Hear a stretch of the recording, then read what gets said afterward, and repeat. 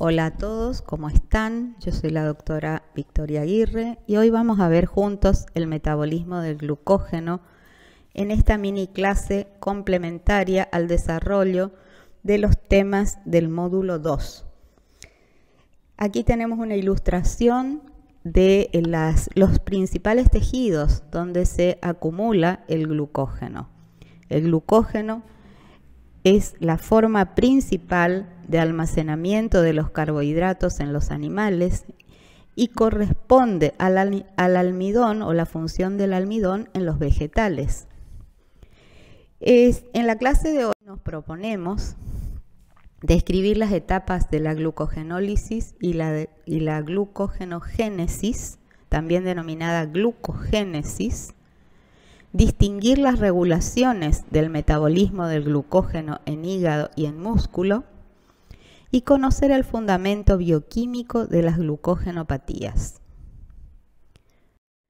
Vamos a recordar que el glucógeno se presenta en gránulos muy compactos, fotografiables, pueden llegar a tener 35 nanómetros de diámetro y están rodeados estos polisacáridos, homopolisacáridos altamente ramificados, con las enzimas encargadas de su metabolismo. Por eso se habla de que hay un lado catalítico y un lado propiamente estructural en el glucógeno. Estos gránulos, por su función, cambian de tamaño según las necesidades fisiológicas de cada tejido en el individuo. Las cantidades en que se presentan proporcionalmente son mayores en el hígado, pero en cantidad neta por la masa total muscular, aunque se almacena en un 0,5 a 1%, hay más cantidad de glucógeno proveniente de esta fuente, o sea, de la masa muscular. Y aquí tenemos los valores, por ejemplo, en esta tabla, de los almacenamientos de glucógeno y las proporciones en un hombre adulto de 70 kilos. Los niveles de glucógeno hepático oscilan considerablemente de acuerdo a la ingesta del individuo a lo largo del día. Si vemos en el periodo postprandial, es decir, después de comer, se presentan importantes picos que corresponden a los periodos de glucogenogénesis, es decir, de acumulación o síntesis de glucógeno, y este se va degradando hasta bajando considerablemente entre los periodos de interingesta, especialmente entre la cena y el próximo desayuno. Se estima que los depósitos hepáticos se deplecionan entre las 12 y las 18 horas de ayuno. ¿Qué pasa en el músculo? La glucosa que viene con la dieta de carbohidratos complejos, generalmente farináceos, almidones, se digiere, se absorbe y llega como glucosa postprandial, donde gracias a la insulina el músculo procesa y acumula este combustible en forma de glucógeno.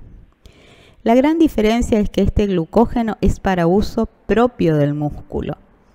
El músculo, cuando está en actividad, contracción muscular, provoca la degradación de este depósito a subunidades de glucosa disponibles para generar energía y oxidarse completamente en el proceso de glucólisis aeróbica o anaeróbica, dependiendo del tipo de ejercicio. Repasando un poco la estructura química del glucógeno, vamos a ver que es un homopolisacárido altamente ramificado. Se presentan con un esquema de círculos rojos, los extremos no reductores, que son aquellos a partir del cual se pueden establecer las próximas uniones alfa 1,4 con otras glucosas que se pueden ir incorporando al crecer este gránulo. Las subunidades lineales tienen mayoritariamente la presencia de uniones alfa 1,4, mientras que en los puntos de ramificación indicados con color verde, las uniones son de tipo alfa-glucosídicas de tipo 1,6. Esta estructura altamente ramificada tiene una razón biológica. En caso de necesidad de glucosa, múltiples puntos de ramificación permiten una liberación considerable, rápida, de los monómeros de glucosa, que se van a liberar, como vamos a ver, como glucosas 1-fosfato en su mayoría.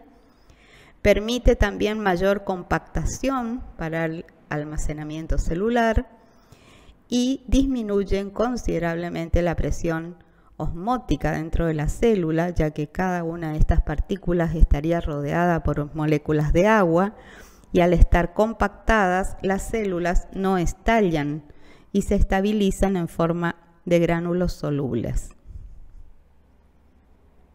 Alfa 1,6. Entonces vamos a comenzar a ver las etapas del metabolismo. Y vamos a comenzar con la degradación, la glucogenólisis.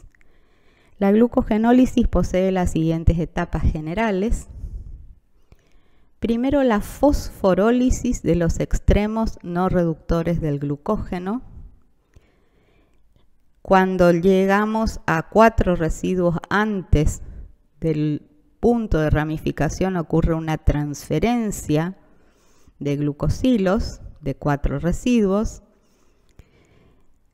La desramificación en los puntos de unión alfa 1,6 y la liberación de glucosa 1,4 con formación de glucosa 6-fosfato. La liberación de glucosa únicamente se produce en el tejido hepático, ya que el tejido hepático es el único lugar donde está expresada la glucosa 6-fosfatasa que permite que el hígado pueda liberar glucosa para el resto de los tejidos.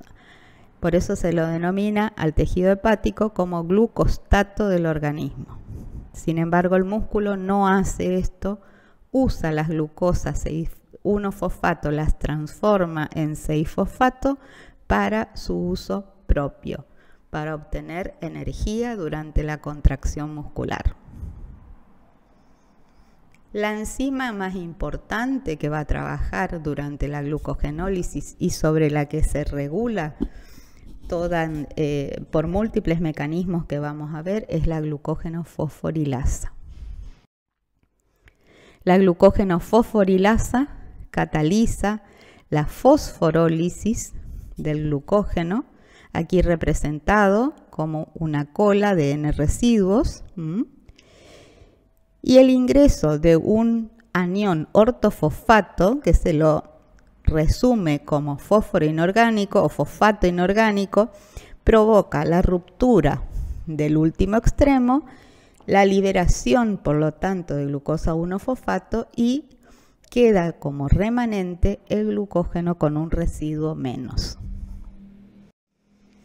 Aquí tenemos la misma reacción ilustrada con sus estructuras químicas y como vemos en posición 1 se libera la glucosa 1-fosfato y me queda un nuevo extremo no reductor donde la enzima, como toda enzima, al no consumirse en la reacción, puede volver a trabajar y puede volver a liberar más monómeros de glucosa 1-fosfato.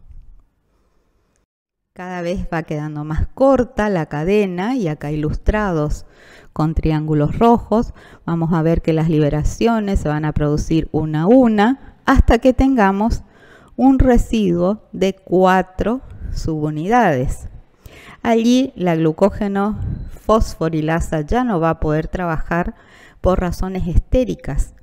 Entonces va a trabajar una enzima que se la llama desramificante, pero que en realidad posee 2 sitios catalíticos independientes y provoca la transferencia de 3 residuos de glucosa de una dextrina límite, es decir, de una estructura donde ya no pudo trabajar la glucógeno fosforilasa, hacia el extremo de otra cadena.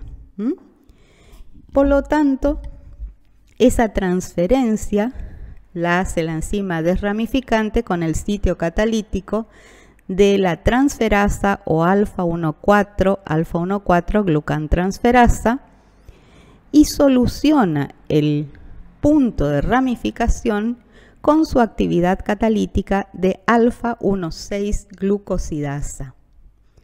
Esta alfa-1,6 glucosidasa libera, pero ya no por fosforólisis, sino por hidrólisis, la unión del punto alfa-1,6. Por eso es que se dice que hay más del 80% de residuos de glucógeno que se van aportando glucosa 1-fosfato como monómeros liberados tras las reacciones de la glucogenólisis, y en proporción hay mucho menos de glucosa libre liberada desde estos puntos. Vamos a ilustrar esto y lo van a entender. Aquí tenemos 4 residuos como triangulitos en rojo en una dextrina límite, ¿sí? En punto hasta que llega a trabajar la fosforilasa y tiene que solucionar la desramificante. Con su acción de transferasa transfiere 3 a un extremo con uniones alfa-1,4. Por eso la llamamos glucan alfa-1,4 transferasa. Queda solito el punto de ramificación, y este punto de ramificación, la propia enzima con su otro sitio catalítico lo libera como glucosa libre. Ahora bien, ya no es una fosforólisis como les comenté, sino una hidrólisis con ingreso de una molécula de agua. Siguiendo, la glucosa 1-fosfato liberada en su mayoría, como les dije, no puede entrar directamente al metabolismo energético celular, sino que se tiene que transformar a glucosa 6-fosfato por una fosfoglucomutasa. Y dependiendo si está en hígado o en músculo, el camino va a ser diferente. Si está en el hígado, esa glucosa 6-fosfato puede ser susceptible de ser sustrato de la glucosa 6-fosfatasa, como les comenté, y allí la glucosa perderá su fosfato y podrá ser liberada a circulación. Esto ocurre cuando estamos en situación de hipoglucemia bajo el efecto del glucagón y también en hipoglucemias extremas con adrenalina. También se puede producir este fenómeno en el hígado bajo la acción de situaciones de alto estrés, y allí puede trabajar la adrenalina únicamente con sus receptores de tipo beta o alfa adrenérgicos. Ya lo vamos a ver mejor, pero como concepto general, el hígado es el único órgano que puede liberar glucosa a circulación. En el músculo es totalmente diferente. La glucosa 6-fosfato obligatoriamente tiene que ser usada dentro del propio tejido y entrar a la vía glicolítica para transformarse a piruvato, o si el ejercicio es de tipo intenso y corto, sufrir glucólisis anaeróbica. Su finalidad total es obtener energía para la contracción. Aquí tenemos una visión global de la degradación del glucógeno con todas las ilustraciones para que ustedes tengan un repaso general. La acción de la fosforilasa, de la desramificante con sus catálisis de transferasa y de alfa-1,6 glucosidasa. La glucogenogénesis es totalmente diferente. Es el anabolismo o síntesis de una partícula o una molécula de glucógeno. Y acá partimos de subunidades más pequeñas y vamos a transformarlas y vamos a complejizar su estructura a a un polímero altamente ramificado de mayor peso molecular. Por lo tanto, como todo anabolismo, requerirá de inversión energética. De nuevo, vamos a mencionar las etapas. En este caso vamos a fosforilar la glucosa, la vamos a isomerizar desde su ingreso, desde glucosa 6-fosfato a glucosa 1-fosfato. Vamos a activar esta glucosa, la vamos a preparar energéticamente para unirla a un polímero preformado. Vamos a adicionarla con uniones alfa 1,4 y vamos a generar ramificaciones en puntos con uniones alfa 1,6 glucosídicas. ¿Qué tejidos van a ser estos? En este caso, la glucogenogénesis se va a producir tanto en hígado como en músculo bajo la acción de la insulina. Vamos a tener, por lo tanto, que partir de una situación de alta cantidad de glucosa circulante, la vamos a captar con hexoquinasa o glucoquinasa, dependiendo del tejido. La glucosa 6-fosfato deberá isomerizarse a glucosa 1-fosfato y esta prepararse energéticamente, es decir, como que se sube a un carrito molecular que la lleva consigo la energía de unión. Y esto se denomina la UDP-glucosa. La glucosa 1-fosfato es sustrato de la glucosa 1-fosfato uridiltransferasa. Aquí invertimos mucha energía, ¿sí? Porque liberamos un pirofosfato. Y esta UDP-glucosa va a ser capaz de ir colocando con uniones covalentes y alargando el polímero desde cada punto con uniones alfa 1,4 o generando ramificaciones alfa 1,6. Aquí tenemos la estructura química de lo descripto y vemos que la glucosa 1-fosfato se une a un nucleótido trifosfato de uracilo.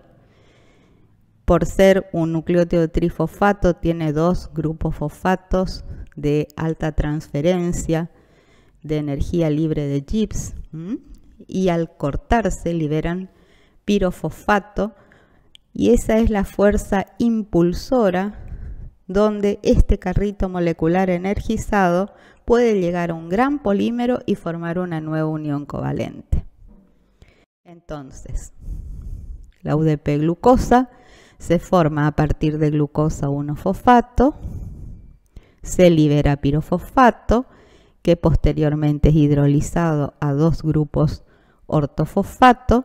La reacción neta es esta, es la energización o la preparación de los monómeros y este monómero es impulsado por este costo energético inicial y se prepara para la unión al glucógeno preformado. Aquí tenemos que rendir honor al doctor Luis Federico Leroy, que en el año 70 descubrió este importante intermediario en la glucogenogénesis y en general en la biosíntesis de otros carbohidratos. Argentino y un orgullo para nuestro país, ya que todavía su instituto está produciendo importantes avances y formando calificados doctores. Aquí tenemos entonces la estructura química de esta unión que les comentaba. La UDP-glucosa se acerca a un residuo preformado, siempre crecen y se van añadiendo en los extremos no reductores o las colas de cada ramificación. Y acá trabaja nuestra próxima estrella, que es la glucógenosintasa.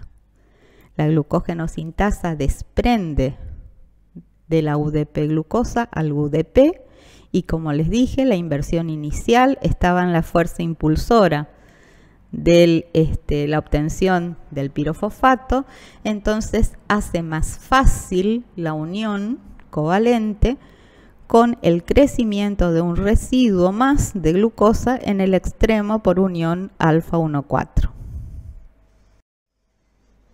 ¿Cuántas veces puede unir? Bueno, la glucógeno sintasa trabaja como toda enzima, recuperándose y volviendo a convertir sustratos en productos.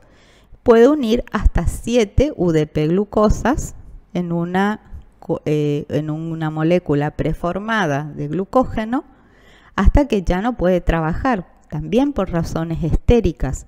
Su sitio activo ya no está cómodo para trabajar y allí tiene que venir la enzima ramificante. La enzima ramificante hace lo opuesto de la que vimos anteriormente, corta y transfiere, ¿sí?, una cola de aproximadamente 7 residuos de glucosas unidas previamente con uniones alfa 1,4 y las pega en un gránulo próximo de la misma molécula o de moléculas vecinas con uniones alfa 1,6. Las separaciones generalmente no son mayores de 4 residuos entre las ramificaciones. De esta manera se genera una molécula altísimamente ramificada. Como les comenté, las ventajas son aumentar la solubilidad y al haber muchos residuos no reductores, tanto la glucógeno fosforilasa como la sintasa trabajan más cómodamente y aumentan la velocidad tanto de síntesis como de degradación. Por eso les decía, las partículas van cambiando de tamaño. Como ven, en el centro de cada residuo hay algo que no es un polisacárido y lo denominamos glucogenina. Es una proteína. La glucogenina es una proteína citoplasmática que está en el core de cada tipo de gránulo de glucógeno y empieza esta compleja arquitectura porque es una glucosiltransferasa endógena. Es decir, ella misma utiliza con esta reacción catalítica una autoglucosilación desde la UDP glucosa a residuos de tirosina de su propia cadena.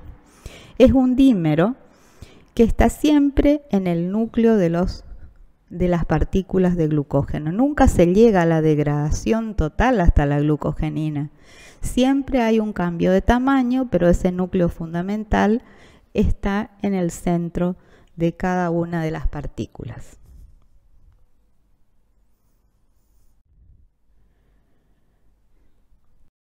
Muy bien, ya hemos visto entonces la glucogenólisis y la glucogenogénesis y vimos que se pueden dar en estos dos tejidos: músculo para generar unidades de glucosa para obtener energía a partir de la oxidación de la glucosa 6-fosfato liberada en el propio tejido para la contracción muscular, y en el hígado, donde el glucógeno va cambiando fundamentalmente entre ingesta e ingesta y sirve no solo para sus funciones energéticas, sino también para generar glucosa libre disponible en otros tejidos.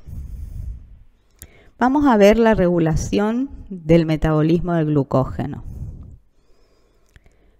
Cada uno de estos tejidos va a tener sus particularidades. Las regulaciones de la síntesis y degradación del glucógeno son alostéricas y covalentes, pero las covalentes dependen siempre de acciones hormonales o la mayoría de las veces. Un concepto importante que tienen que tener es que las regulaciones son recíprocas. Cuando se estimula la glucogenólisis, se inhibe la glucogenogénesis y viceversa. No ocurren las dos cosas a la vez. Y los mecanismos de control no conservan las mismas enzimas, es decir, que no son vías reversibles. Son dos vías separadas, pero que se coordinan recíprocamente. ¿qué hormonas van a trabajar en el hígado? Bueno, dijimos que el hígado durante la glucogenólisis estaba bajo influencia del glucagón en situaciones de hipoglucemia. Esta hormona estimula la glucogenólisis, la degradación de glucógeno y la liberación de glucosa desde el hígado. Pero también puede darse que en situaciones de hipoglucemia extrema o estrés, la epinefrina trabaje a través de sus receptores beta adrenérgicos o alfa adrenérgicos. Aquí el beta adrenérgico usará el mismo segundo mensajero que el glucagón, o sea el AMP cíclico, y los alfa adrenérgicos utilizarán movilizaciones de calcio para la degradación glucogenolítica. El ingreso de la glucosa en el hígado es independiente de la insulina, ya que ingresa con el transportador GLUT2. Y en el hígado, al haber una hiperglucemia y un ingreso muy interesante por gradiente en el periodo postprandial, se produce la síntesis de glucógeno. Ese es el principal efecto de disparador de la glucogenogénesis. En el músculo la situación es diferente. En el músculo estamos con distintos tipos de estímulos. Uno es el desencadenado por la adrenalina durante la contracción muscular, también el estímulo nervioso, y aquí tenemos la glucogenólisis con liberación de glucosa 6-fosfato para uso interno. Mientras que para la glucogenogénesis debe trabajar la insulina para dos efectos. Uno, la síntesis misma del glucógeno, y otro, permitir el ingreso de la glucosa que está circulando en alta concentración. En el músculo, el ingreso de la glucosa es insulino dependiente a través de los carriers GLUT4.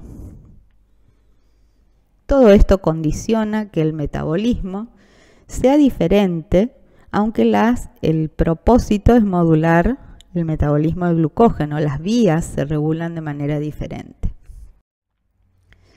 También hablamos de regulaciones alostéricas.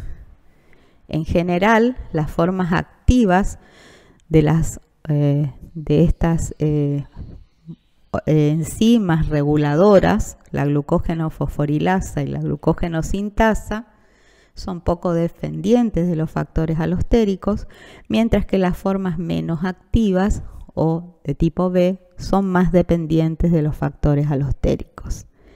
En la glucogenólisis, en el músculo, los efectores alostéricos positivos son el AMP o adenosín monofosfato y el calcio.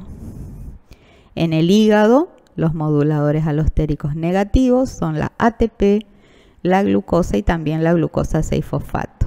Y para la glucogenogénesis, el modulador alostérico positivo es la glucosa 6-fosfato. Algunas cuestiones de nomenclatura me gustaría repasar. Las formas de las sintasas y de las fosforilasas del glucógeno tienen una nomenclatura particular. Se las denomina B a las inactivas de la glucógeno fosforilasa, que al fosforilarse se activan, mientras que la glucógeno sintasa o A activa está desfosforilada y por el contrario, al fosforilarse se inactivan. Este es un concepto fundamental en la regulación recíproca de ambas vías. La glucógeno fosforilasa se presenta como dímeros de subunidades idénticas. Su sitio catalítico tiene fosfato de piridoxal como grupo prostético. Tienen sitios muy particulares o dominios, uno de unión al glucógeno, otros de uniones a efectores alostéricos. Sitios de fosforilaciones importantes, la fosforilasa A generalmente está fosforilada y activa, y la fosforilasa, como les dije, la B, está inactiva desfosforilada. También existen condiciones que se denominan de estado tenso y relajado en esta enzima, y depende su predisposición a transformarse de B a A, la presencia o no de ciertos reguladores alostéricos.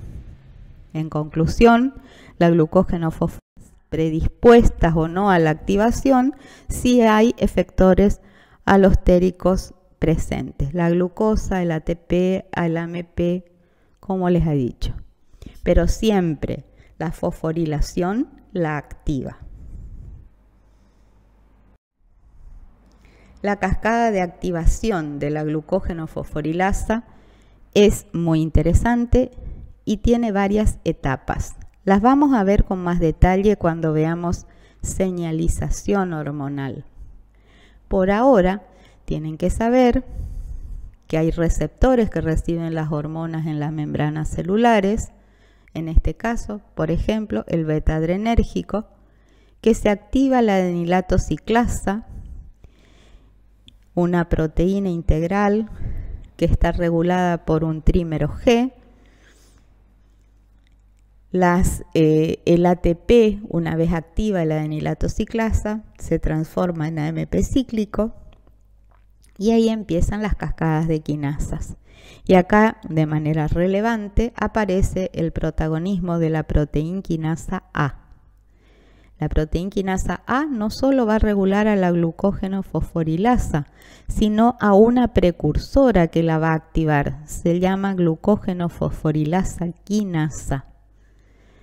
Y recién cuando ésta está activa, fosforilada, ella es la que transforma de la glucógeno fosforilasa B a la glucógeno fosforilasa A activa, fosforilada. Aquí tenemos la cascada explicada de otra forma, porque muchas veces hay que presentar varios tipos de esquemas para que los conceptos queden más claros. Espero que esto sea así en este caso. Volvemos a repasar la misma cascada, se forma AMP cíclico, la proteína quinasa A se activa. Esta, al ser quinasa, fosforila a la fosforilasa quinasa, que se activa y queda fosforilada, y la fosforilasa quinasa vuelve a fosforilar, vuelve a gastar ATP para transformar a la fosforilasa del glucógeno en una forma activa. Fíjense que trabajan quinasas sobre quinasas, es decir, que hay doble cascada de acción enzimática. Cada enzima cataliza cientos de veces. Entonces, una sola hormona que impacta y se une a su receptor puede provocar una gran multiplicación de la señal biológica dentro de la célula, y por lo tanto que ese gránulo de glucógeno finalmente sea roto, sea degradado por muchísimas fosforilasas que están en el citoplasma y empiezan a romper cada uno de los extremos no reductores. Aquí también vemos lo que les había comentado.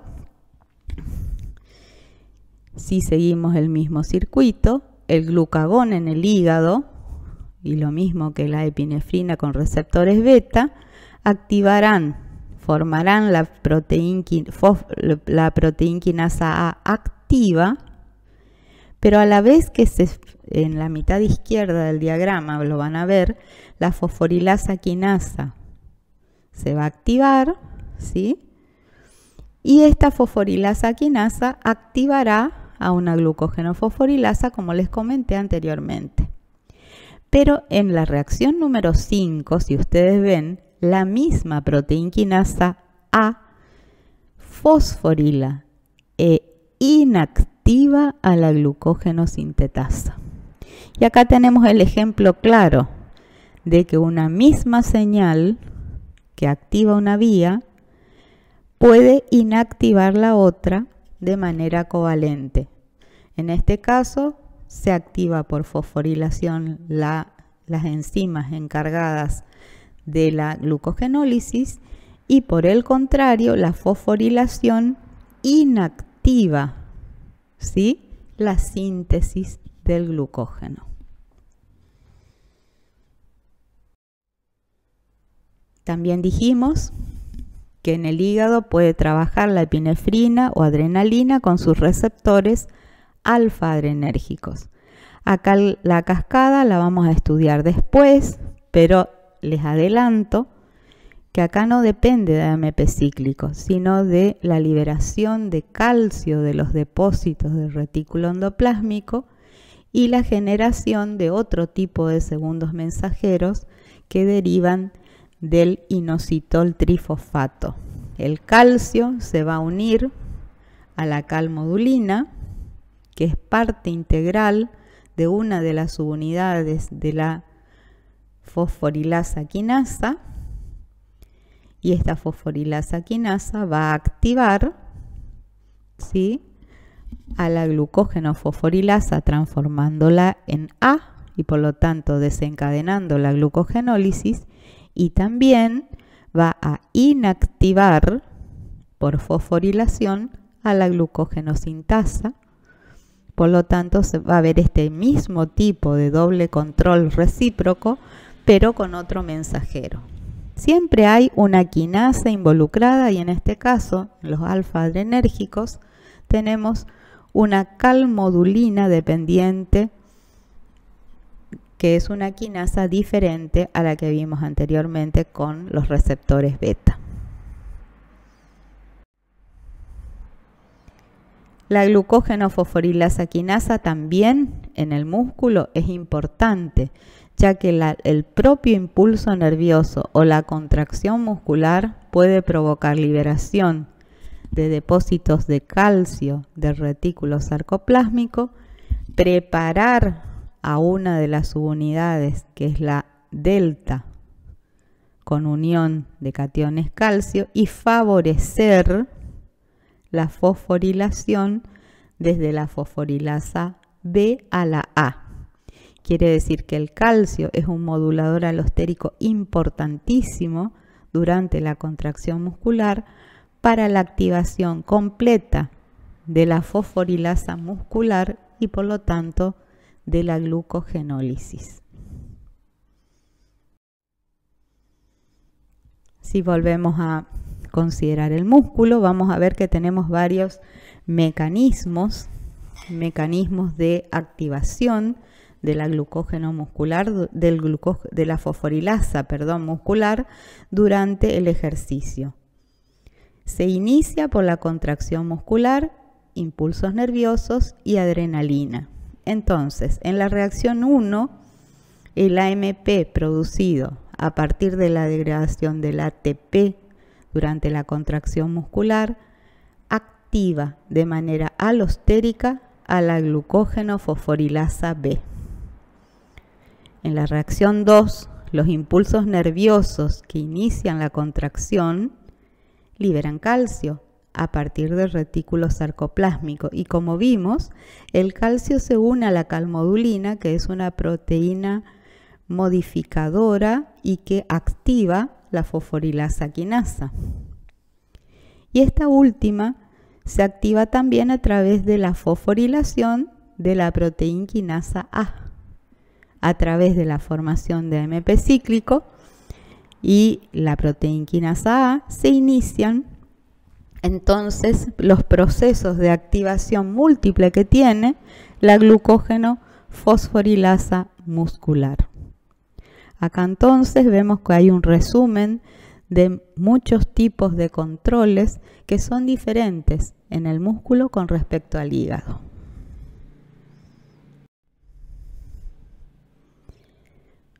Bueno, en este gráfico les voy a pedir que detengan un poquito, lo miren y se centren en la proteína quinasa A y todas las flechas que están saliendo de ella. Fíjense, la proteína quinasa A cuando se activa y se genera a través de la generación del AMP cíclico en el hígado por la llegada de glucagón o adrenalina, hace 3 importantes cosas. Primero, activa la fosforilasa quinasa y esta fosforilasa quinasa activa transforma la fosforilasa B a fosforilasa A. En este gráfico están ilustrados todos los moduladores alostéricos también que están ayudando a esta modificación covalente activa definitiva. Vemos la otra flecha que parte de la proteína quinasa A y que impacta en la fosforilación de la glucógeno sintasa, que está activa, pero al fosforilarse se inactiva. Quiere decir que el glucógeno no se degrada, no se sintetiza al mismo tiempo que se está produciendo la glucogenólisis. Y finalmente hay una tercera flecha que esto no lo vimos todavía. Fosforila a una proteína inhibidora.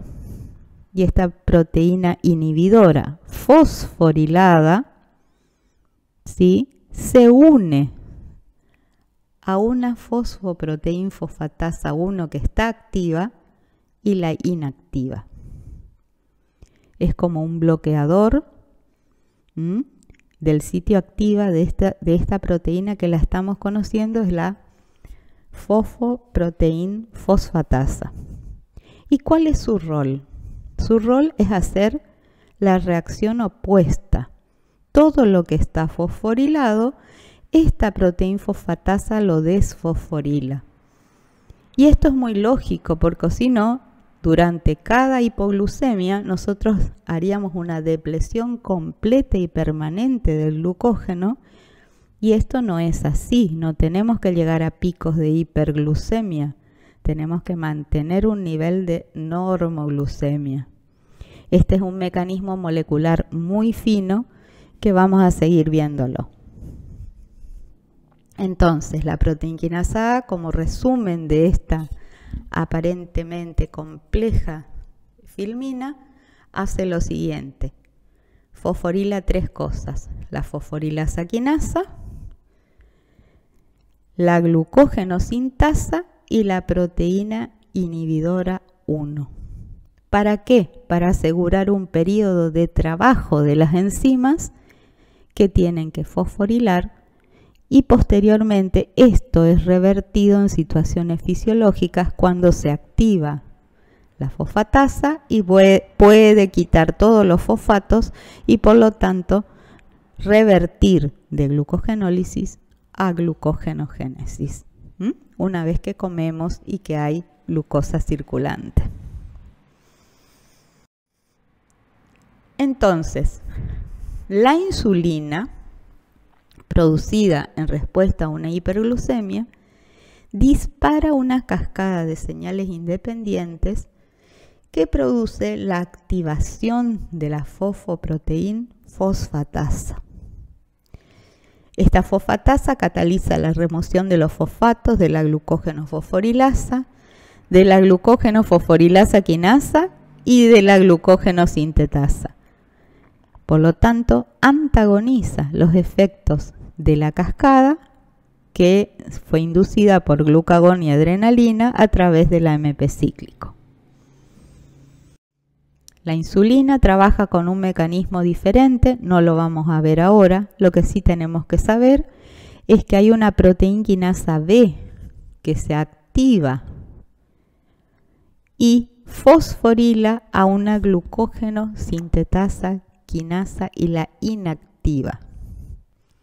Por lo tanto, la glucógeno sintetasa va a quedar, al quedar inactivada la quinasa, va a quedar sin fosfatos y va a poder permanecer activa. Como la insulina trabaja en condiciones de altos niveles de glucemia, la glucosa va a poder entrar, la glucógeno sintasa va a estar todavía activa y se va a producir la síntesis de glucógeno.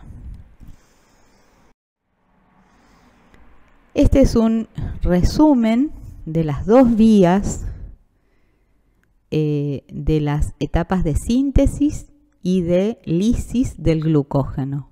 Están divididos en dos mitades con todas las enzimas correspondientes como una guía gráfica para que ustedes vean que no son exactamente los mismos pasos, que no son las mismas enzimas las que trabajan, sin embargo, están íntimamente controladas por señales recíprocas.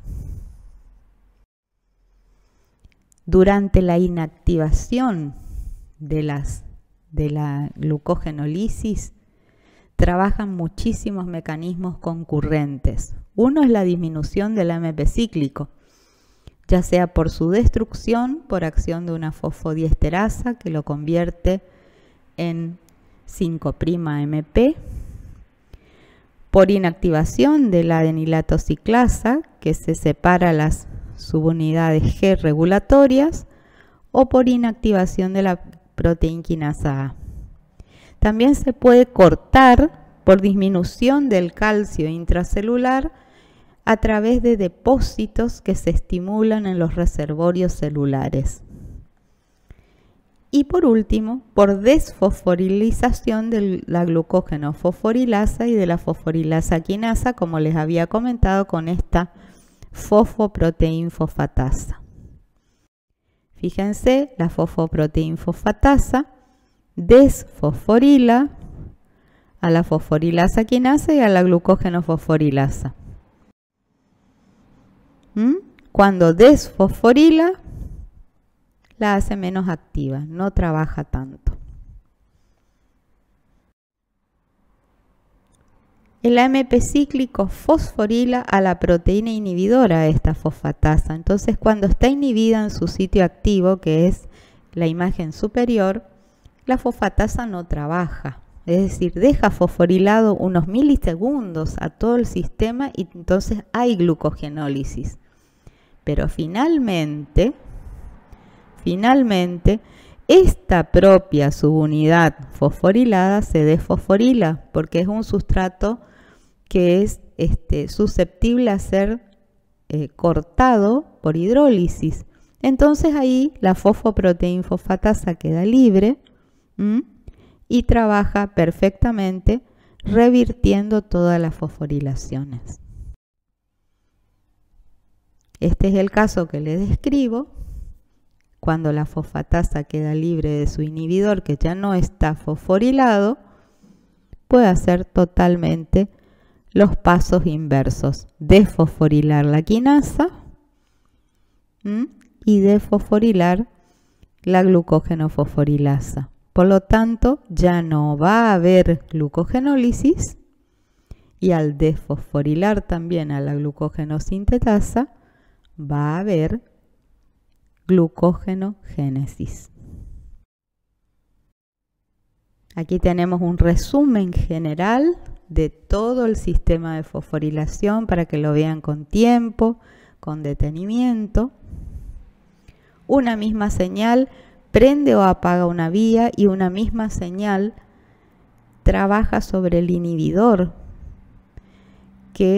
y sobre las fosfatasas que hacen las modificaciones covalentes desde el lado de la regulación inversa. Finalmente vamos a ver los fundamentos de las glucogenopatías. Se llaman glucogenosis. Son enfermedades donde se presentan estos niños que tienen déficit en el almacenamiento del glucógeno por enfermedades hereditarias genéticas asociadas a la excesiva acumulación del glucógeno en las células. Se pueden presentar en una forma más moderada o en formas graves, incompatibles con la vida, y están clasificadas con números romanos. Se conocen hasta 10 glucogenopatías. Generalmente se pueden presentar, y estas son las más frecuentes, las de tipo 1, enfermedad de von Gierke, con hipoglucemia, hepatomegalia. Puede haber disfunción hepática y muerte temprana cuando estamos considerando la enfermedad de Andersen, por ejemplo.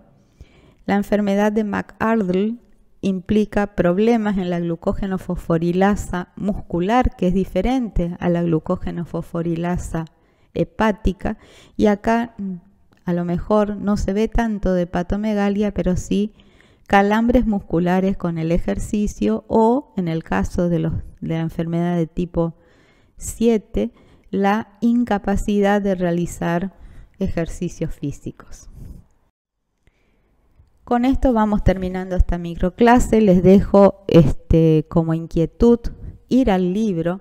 Les recomiendo Harper, Marx o Boet para poder leer con mayor atención las regulaciones, y estamos también dispuestos a contestar preguntas en el foro.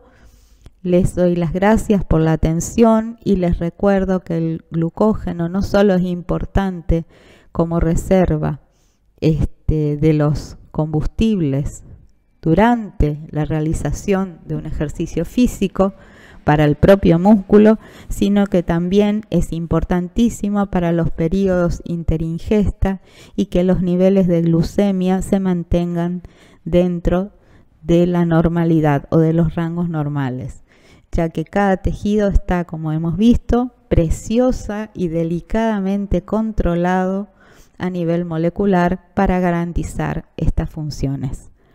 Muchas gracias y nos vemos la próxima.